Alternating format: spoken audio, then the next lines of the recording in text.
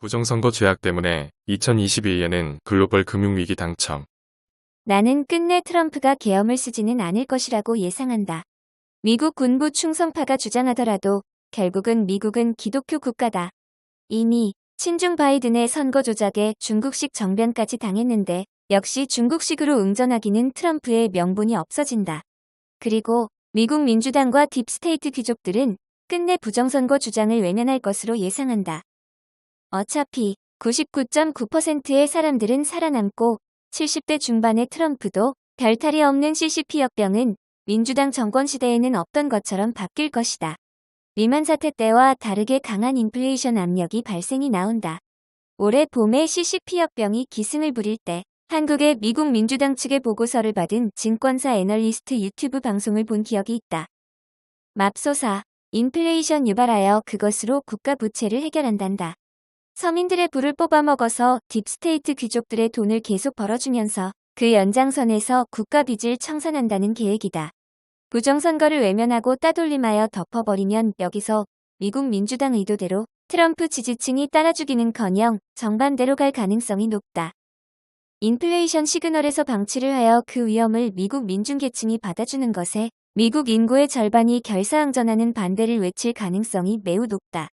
미국의 국가빚은 부도가 날 기업을 부도를 내서 갚게 하는 방식을 취하며 미국 민중의 자산의 절하를 유도하지 않겠다는 의지로 갈 것이 매우 유력하게 예측된다.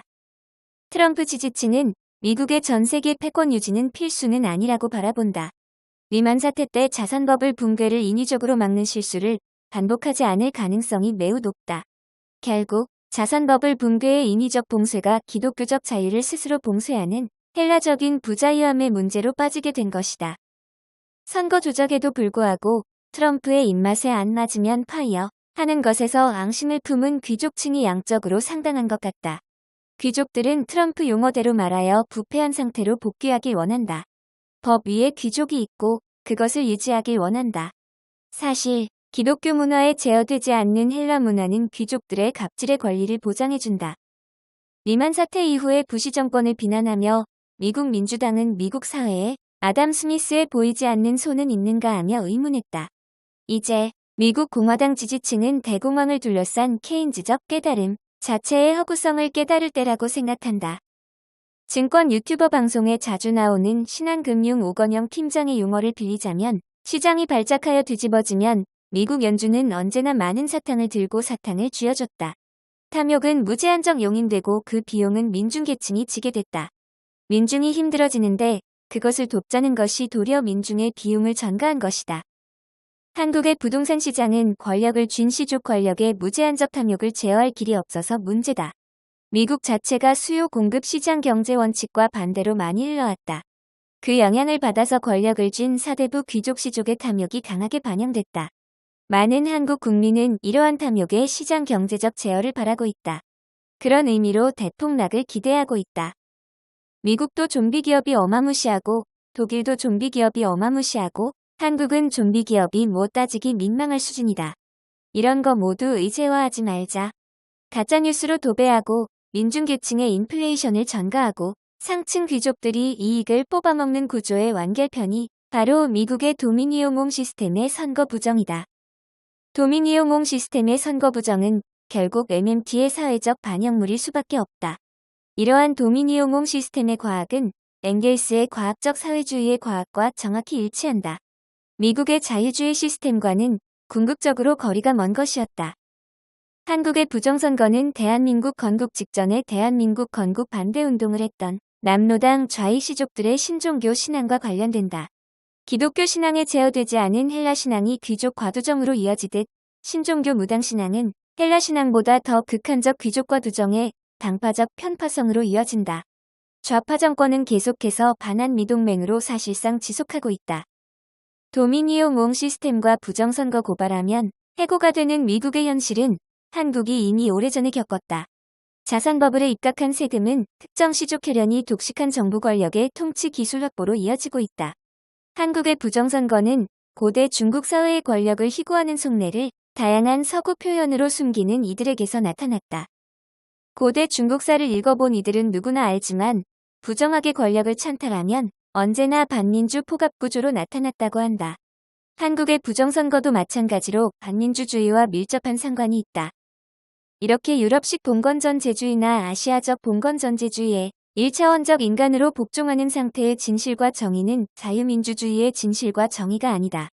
결국 한국과 미국에 깨어있는 시민들은 가장 자유민주적으로 부정선거 문제를 해결하는 방법은 글로벌 금융위기를 막지 않고 그대로 들어서는 방법뿐임을 알게 될 것이다.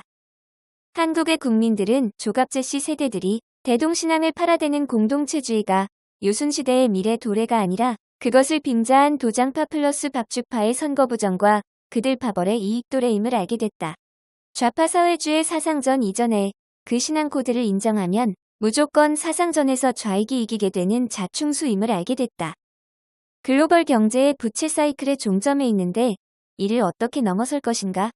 인플레이션 돌파하자는 미국 민주당 측에 미쳤나 그 짓하게 하고 선거부정 피해자 연합이 맞서게 될 것이다. 이는 반드시 자산버블 붕괴로 나타날 것이다. 자산버블이 붕괴되면 우리를 둘러싼 모든 문제에서의 비용 관계가 새롭게 떠오를 것이라고 생각한다. 결코 미국 민주당 딥스테이트 언론이 예상하듯 내년 경제는 순수한 낙관론이 아닐 것이라고 본다. 고위험 기업들을 안고 가기 위하여 미국 민중의 부담을 전가하는 일은 이젠 접을 것이라고 예상한다.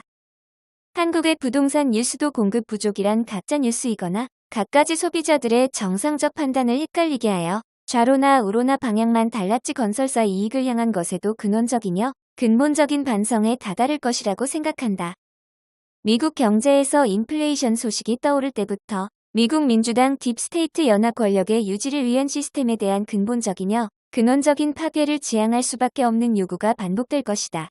현재처럼 무수한 좀비 기업을 안고 가는 것은 레닌 공산체제의 시스템 한계를 안고 가려는 계획 경제와 다를 바 없다. 그게 부자유한 사회를 만든다. 유럽의 헬라 문화나 동북아 한중일 사대부 문화나 모두 귀족 과두정이다. 그리스도 신앙에 기초된 그러한 지식세계가 아니다. 이제는 그런 사고틀을 독주를 허락 안 할 것이 거의 확실시된다.